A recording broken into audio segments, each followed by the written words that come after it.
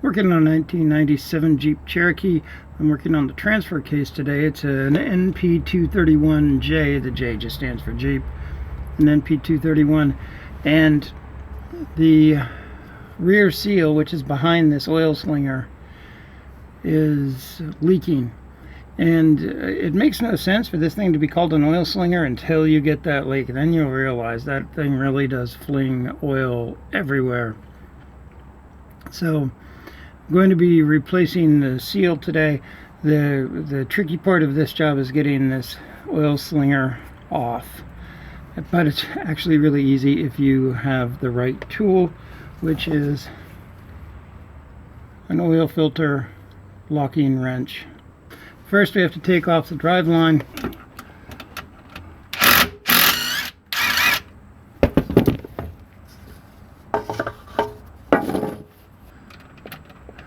Oh, forgot to mention, I want to mark this drive shaft. Allegedly, it makes a difference in the balance.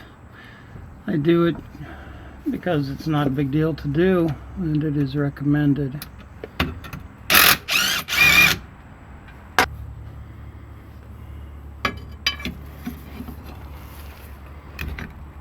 There we go.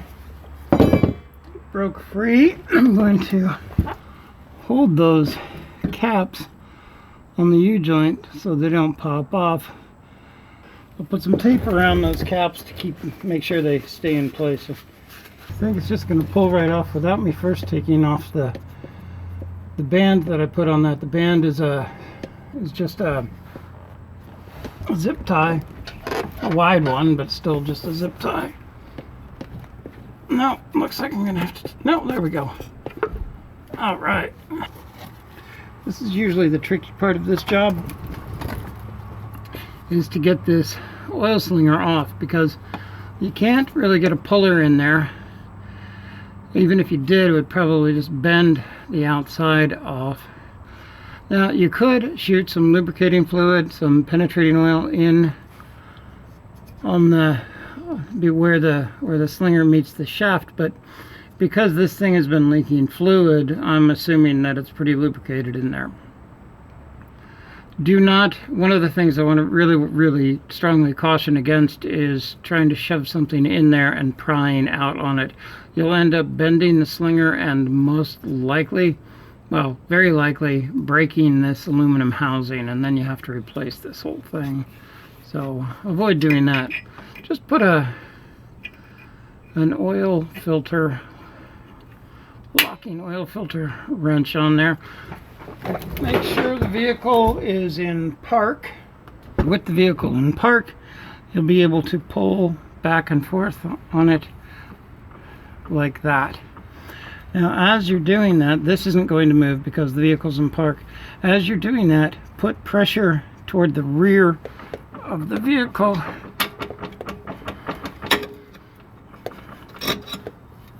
There we go. You might have to work it a bit before it starts spinning freely like that, but I hope that works for you. The next thing to take off, there's a washer here.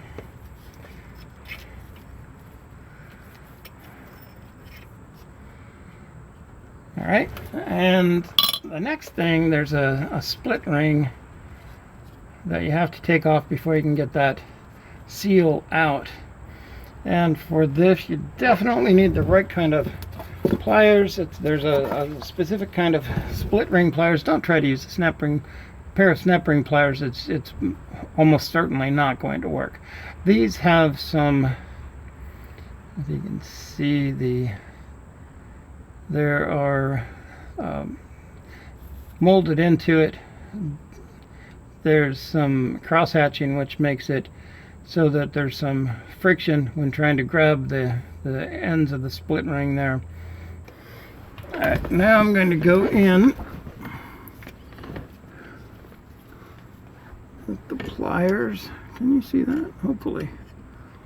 And grab that split ring.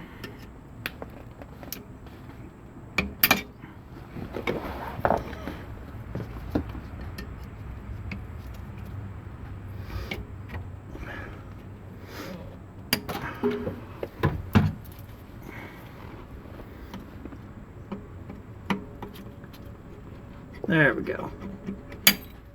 Okay. It's going to have to come all the way off.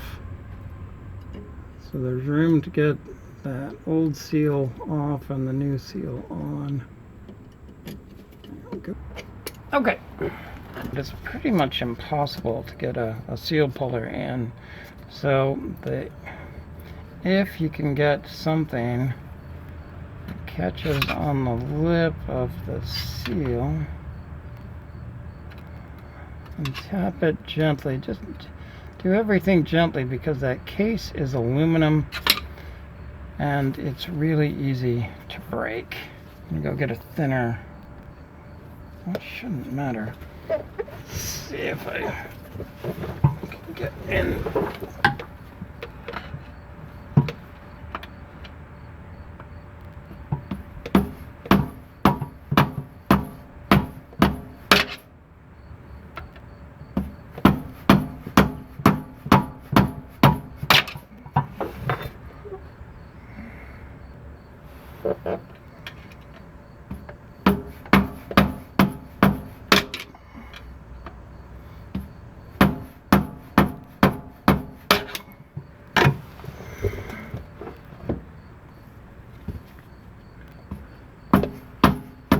There we go.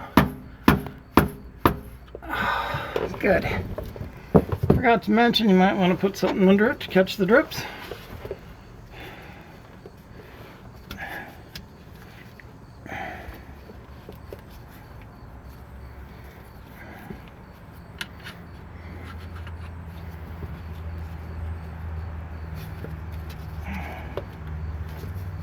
It's holding. Something's holding. I don't know what.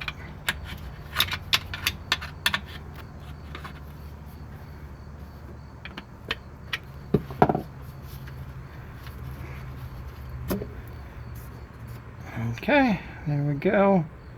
The ring for it is still inside.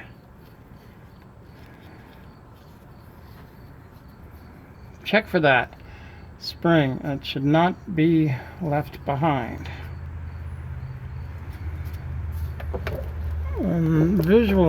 Visually inspect up there.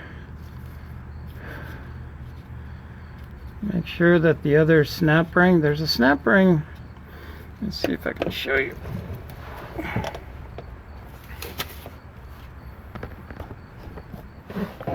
There's a snap ring inside there. Split ring. There's a split ring inside there that goes up against the bearing. So make sure it's in good shape and in its groove on the shaft properly. You can put, I use just the same fluid that goes in the transfer case on this to try to make it so that the seal goes in a little easier. One of the problems with installing the seal on the transfer case output shaft is that this seal, the inner lip of the seal where the spring is, gets caught up in the split ring groove and damages the seal. Chrysler sells a special tool for seal insertion to try to prevent that damage from occurring. I don't have that tool. I made one. I always keep scrap stuff around, and this worked out perfectly. It's a piece of very thin wall aluminum. The outer diameter is right about 1 1/4. Inner is 1.17. The other end, it's thinner. The outer diameter is about the same as the inner diameter at this end. And the reason that's important is for putting the seal on this. Now, Chrysler recommends as a lubricant for installing these seals to use petroleum jelly. So I'm going to put some petroleum jelly on this, on my homemade installation tool, put that spring back on. This is just to show you how that's going to work. I'm using the old seal for demonstration purposes. So pretend that's the new seal, and you'd put this tapered bit in first, and I'm going to slowly turn it as I move the seal down the shaft.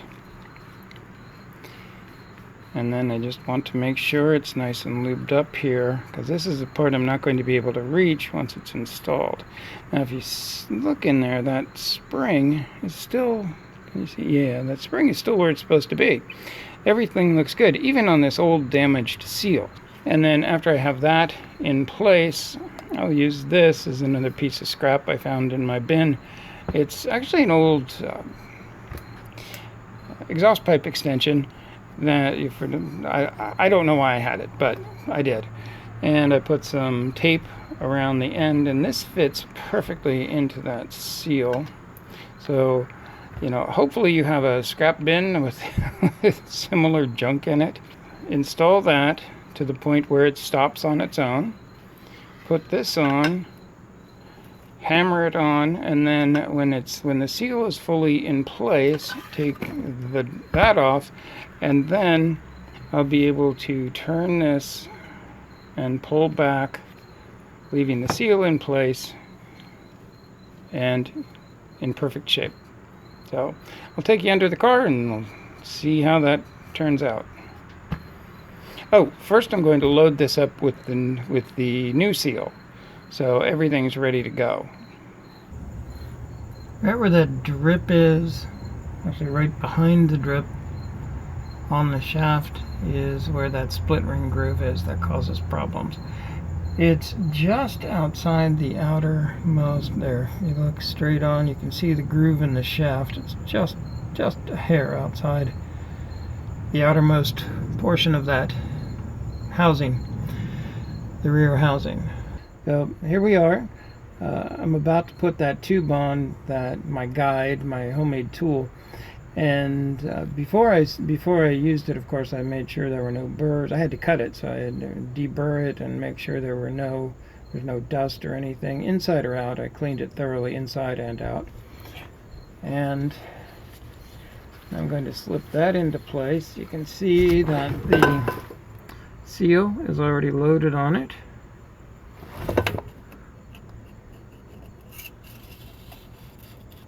Oh, beautiful, beautiful. All right, now I'm going to put my driver on.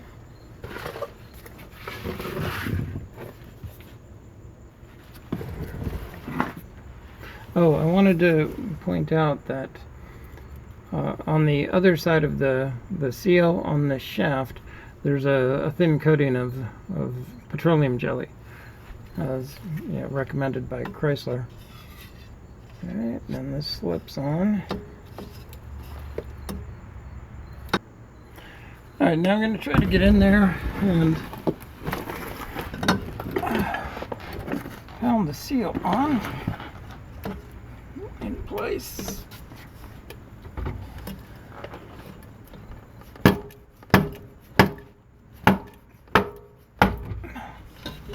Oh my God, that looks beautiful. Feel around, it's a little bit loose on the bottom.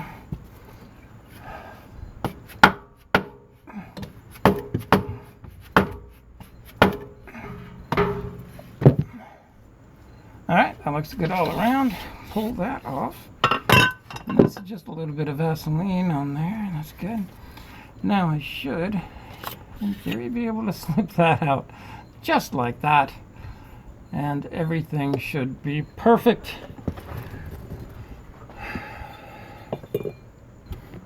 Let's see how things are looking at this end. Ideal. Absolutely ideal.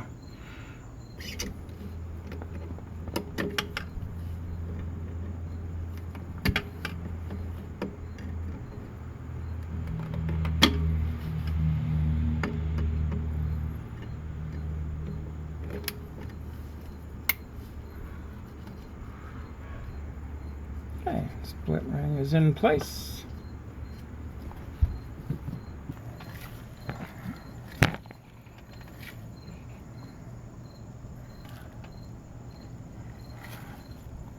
See, that's perfect. The seal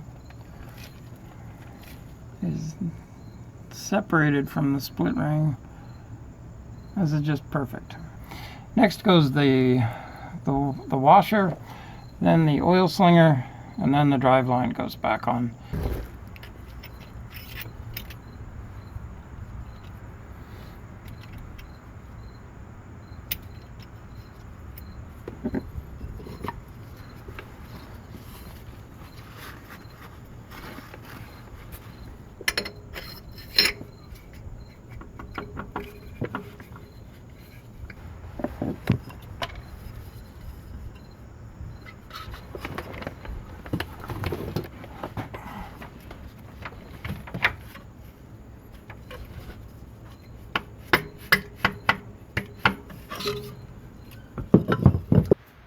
After you get the oil slinger back on, the rest is reversal of the taking off of the drive shaft. So slip the drive shaft on up here